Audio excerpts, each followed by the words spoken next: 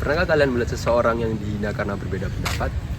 Atau mungkin informasi yang belum tentu benar dibagikan ribuan kali dalam hitungan jam? Padahal Indonesia mempunyai dasar negara Pancasila yang digunakan sebagai pedoman hidup berbangsa dan bernegara. Lalu muncul sebuah pertanyaan.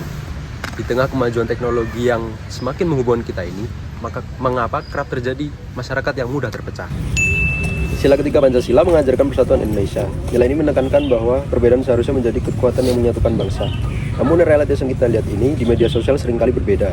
Perdebatan berubah menjadi permusuhan, perbedaan pendapat menjadi alasan untuk saling menyerang di ruang digital yang dipenuhi dengan konflik. Hal ini menunjukkan adanya kesenjangan antara idealitas Pancasila dengan realitas yang terjadi di masyarakat saat ini. Digital saat ini, informasi dapat beredar dengan sangat cepat. Sayangnya, informasi yang beredar tersebut tidak sepenuhnya adalah berita yang benar. Banyak masyarakat membagikan informasi tanpa mengecek dan memverifikasi terlebih dahulu apakah berita tersebut adalah berita benar atau berita hoax. Sehingga berita hoax dapat tersebar dengan sangat cepat dibandingkan berita sebenarnya. Fenomena ini dapat menimbulkan kesalahpahaman dan perpecahan di antara masyarakat. Pemerintah telah melakukan berbagai upaya untuk mengatasi penyebaran informasi palsu, seperti program literasi digital, edukasi masyarakat, hingga kerjasama dengan berbagai platform digital. Namun masih maraknya hoax yang menunjukkan bahwa tantangan yang dihadapi tidak hanya bersifat teknis, tetapi juga berkaitan dengan kesadaran dan budaya masyarakat dalam menggunakan teknologi secara bertanggung jawab. Dengan kata lain, regulasi saja belum cukup untuk membangun kesatuan bangsa di era digital.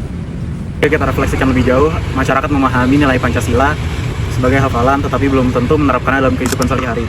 Padahal nilai persatuan itu seharusnya tercermin dalam cara kita berkomunikasi, berdiskusi, dan menghargai pendapat sesama. Ketika media sosial digunakan untuk menyebar kebencian atau informasi yang tidak benar, berarti nilai Pancasila belum terinternalisasi ke dalam kehidupan bermasyarakat. Gen Z merupakan generasi yang paling dekat dengan teknologi digital karena Gen Z sendiri berperan sebagai konsumen informasi tetapi juga sebagai pencipta dan penyebar informasi itu sendiri. Oleh karena itu, besar peran dan tanggung jawab Gen Z untuk memperkuat persatuan, bukan untuk memperbesar konflik dan perpecahan. Dipikirkan kembali, penyebaran hoax tidak akan terjadi tanpa adanya orang yang menyebarkannya.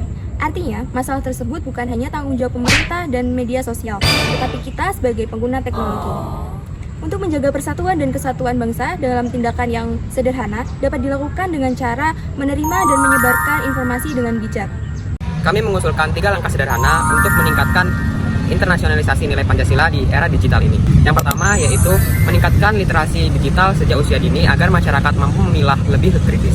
Yang kedua yaitu memanfaatkan teknologi seperti artificial intelligence atau AI untuk membantu memvalidasi dan mendeteksi kebenaran suatu informasi yang telah beredar. Yang ketiga yaitu menerapkan prinsip think before you share, yaitu memvalidasi suatu informasi yang beredar sebelum membagikannya kepada orang lain. Dengan demikian, teknologi tidak lagi menjadi ancaman bagi persatuan bangsa, melainkan menjadi sarana untuk memperkuat nilai-nilai Pancasila. Karena pada akhirnya tantangan Pancasila bukanlah perkembangan teknologi, melainkan bagaimana manusia itu menggunakan teknologi tersebut.